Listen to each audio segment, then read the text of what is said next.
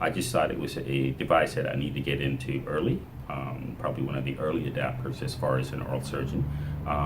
But so far I've had it for about a year now, and it's paying off in terms of what I expected to do. For me, the more important reason that I'm using it for is the LAPIP, especially on the full mouth reconstructions. Even if they've had them, if they're coming back 5 years later, and if I'm starting to see some early bone loss around these, it's a good way to touch up. There's a patient that had a failing implant. They've been watching it for probably about 4 years now, and it's still bleeding. It's been having symptoms with it off and on, multiple treatments trying to salvage it. But he actually presented to me to have the implant removed. He's the one that said, hey, there's one more trick that we can try. I have a new laser. Would you like to undergo a LAPIP procedure to see if we can improve your symptoms at least, and see, I guess, well, I've tried everything, I'm ready to get a new implant, a new bone graft and everything, but hey, I've tried everything to try and save it. I'll try one more.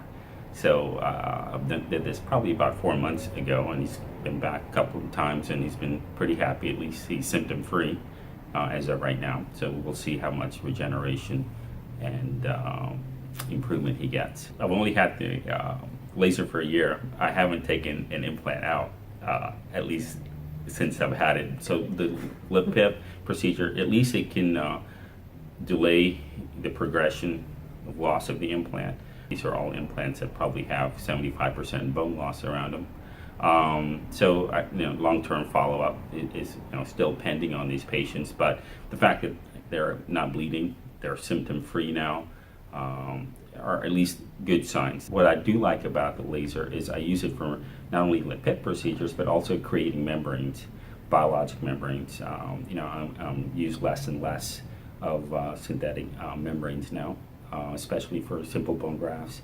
I'll usually use a laser to form a clot, put the graft in, and then you get a nice sealant on top. So when you have 4 walls intact, I really don't use a membrane at all. I have a great sealant just from the laser, so that cuts on my cost for membranes quite a bit. And even third molar sockets, if there's excessive bleeding, I can use a laser to form a plug and a clot. It's much better than sending a patient home with a ton of gauze. If you have a bleeding case or a Lipton tea bag, it's more delicate, and they think they're getting something amazing by having the laser. It's more for clotting reasons. If I have a patient that's bleeding a lot, it's a nice way to get hemostasis. If you have a thriving implant practice where you're doing more than 500 implants a year, I think it's a utility that would be very beneficial, and it'll pay for itself in cost savings, and you're providing a great service to your patients. And it's a technology that's not just going to go out over the next 5 years like most technologies, and I felt like it's something that I could keep for probably 10 years, 20 years, just by maintaining it.